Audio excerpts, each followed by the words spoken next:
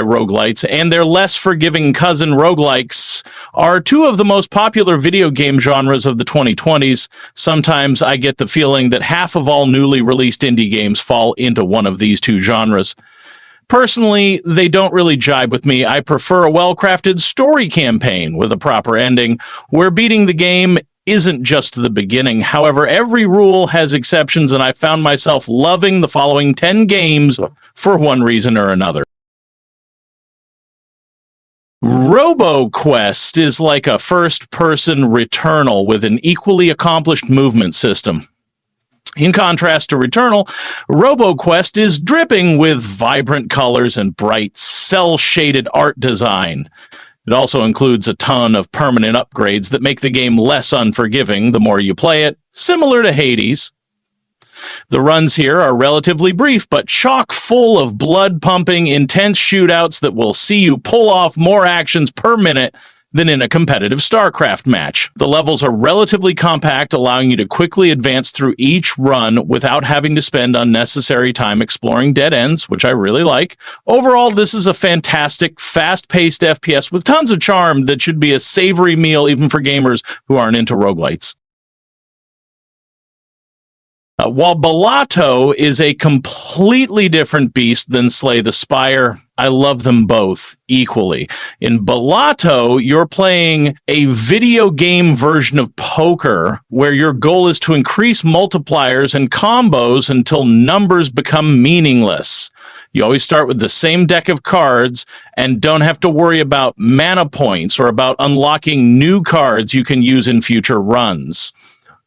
While not having permanent card unlocks might sound like a negative, it isn't. Thanks to the game's insanely rich collection of jokers, you can mix and match to create ridiculously powerful multipliers. Fast-paced rounds that end before you know it, and multiple types of upgrades that slowly then suddenly turn your deck into a combo monster. Balatro is arguably the most fun roguelike deck builder ever. Similar to Hades, Cobalt Core is a roguelike with an intriguing story that unfolds gradually with each successful run. While you have to be successful to solve the mystery of why you're stuck in this time-defying loop, the game avoids constantly putting you into unfair situations. And as long as you don't make your card deck too thick, don't jump headlong into combat encounters, and take good care of your ship, there's a good chance you'll finish almost every run victorious. This is what won me over, the sense of challenge, but freed from those ridiculous difficulty spikes that can instantly ruin a good run. I also like that the game combines deck building and tactical combat with great success, also offers a slew of various upgrades, new crew members and ships, as well as troves of new cards that allow you to get really creative with most crew combinations. Do you love Metroidvanias, especially those with fast-paced dynamic combat that constantly keeps you on your toes? If you do, Dead Cells might be a game for you, even if roguelites aren't your thing. I simply adore this game. Initially, I was hooked on trying to unlock every ability, which would subsequently unlock previously inaccessible levels. Then I got hooked on the meta progression and unlocking new weapons. What it kept me going was the fantastic combat, runs where you're free to choose where to go next, lots of rewarding exploration, and tons of secrets to unveil. In the end, I acquired all the DLC packs and spent over 60 hours playing this gem of a game. FTL, Faster Than Light, came out in 2012 and is one of the pioneers of the roguelike revival. Back then, permadeath was a novel concept, usually found only on the highest difficulty settings in a select few titles. But FTL made it a core gameplay tenet. Couple permadeath with real-time, with pause gameplay, challenging combat encounters, brief runs compared to what we have today, and gameplay design that always allows you to approach a problem from multiple angles. And you've got one of the best indie titles of the 2010s. I loved the game back in the day. What kept me engaged was the fantastic gameplay loop, terse runs, meaningful upgrades and unlocks, and tons of tough decisions you have to make during each playthrough. Even today, FTL is one of the best examples of this now crowded genre and an easy recommendation to gamers who don't really like roguelites.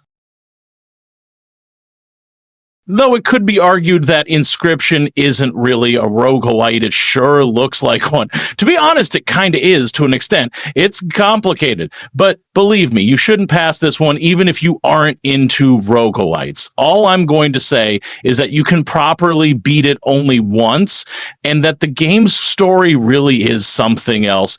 If you persevere, the game turns into a never-ending stream of bewildering moments where you constantly ask yourself, is this even accompanied by stunning art direction and a hefty collection of engaging gameplay loops that never overstay their welcome? Inscryption is a unique beast, a game of smoke and mirrors that hides mind-blowing moments under its roguelite veil, a masterpiece that every gamer should experience at least once. If you're like me and like playing games with well-crafted story campaigns but can't get into roguelites, check out Hades. There's a good chance it'll click with you. You'll die a lot in Hades and you'll have to start over and over again, but the game feeds you story crumbs every time you're brought back. It also includes a number of story bits that you occasionally stumble upon during a run, which flesh out the world, its inhabitants, and the overarching narrative. The constantly unraveling story keeps you hooked and provides you with rewards that make dying a crucial part of the equation if you want to find out what's going on in the Greek underworld. Then you've got the cast made of a diverse set of characters, many of which have their own tales you'll discover while playing the game. The other half of the formula, the combat and upgrades, are some of the best in the business. Mastering your favorite weapons feels great. The bosses provide plenty of adrenaline-pumping fights that turn into ravishing moments of triumph, and the upgrade system is generous enough that you'll beat the game sooner or later as long as you persevere. Talking about combat, Returnal is the king of the genre. Fighting alien hordes doesn't get better than this. Housemarque managed to implement elements of their previous shmup works into a fully 3D action title and marry them with fast-paced third-person shooter gameplay with stunning success. Returnal also features the slickest movement mechanics ever, where you hold the reins at every second and where mistakes are fully your fault. Another highlight is the boss battles that can match and even surpass the best boss encounters found in From Software titles. The game's world building and atmosphere are triumphs of game design. Together, they create a brooding, bleak alien world lush with intricate details and awe-inspiring scenes. Add a mystery-filled story that slowly unfolds with each successful run, a well-balanced difficulty curve with plenty of run-based upgrades that allow you to salvage even unlucky runs, a constant sense of discovery, and the end result is my personal highlight of 2023 and the best PlayStation game of this generation. The level of challenge feels just right when played with a mouse and keyboard, but I feel for console players, as the game can feel too fast and demands too much precision to be fully enjoyable with a controller. If you have access to a gaming PC, I strongly recommend it over PlayStation 5. I've always loved deck builders and trading card games, so I had to try Slay the Spire back when it entered Steam Early Access at the tail end of 2017.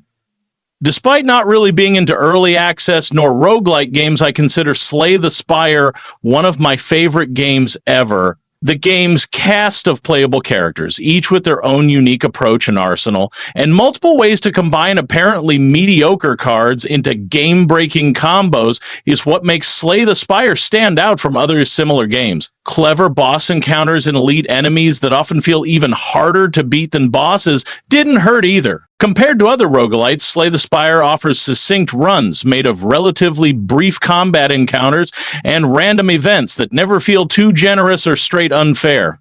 The amount of unlockable cards is also commendable, as is the fact that unlocking more cards doesn't reduce your chances of creating a powerful deck, an issue that mars many other roguelite deck builders. 8 years later, I have clocked more than 150 hours into the PC version, about half that on the Switch version, and I can't wait for the sequel. Contrary to Cobalt Core, Spelunky 2 is one of the hardest games of all time. This one doesn't just offer an almost insurmountable challenge, it's filled with objectively unfair gotcha moments that usually end up with a gruesome and unwarrantable death, which can get super frustrating. However, the runs are so short, half the time you'll die after less than 10 minutes. The levels are crafted with the utmost care, and the primary gameplay loop is so addictive that I got over its unfair difficulty after a few days and kept playing it for months. Spelunky 2 turned into a daily ritual, an hour-long warm-up session before diving into other games. In the end, I didn't beat the game. However, despite its difficulty, I had so much fun with it that I can recommend it to anyone who likes arduously difficult games but doesn't enjoy roguelites due to their lengthy runs.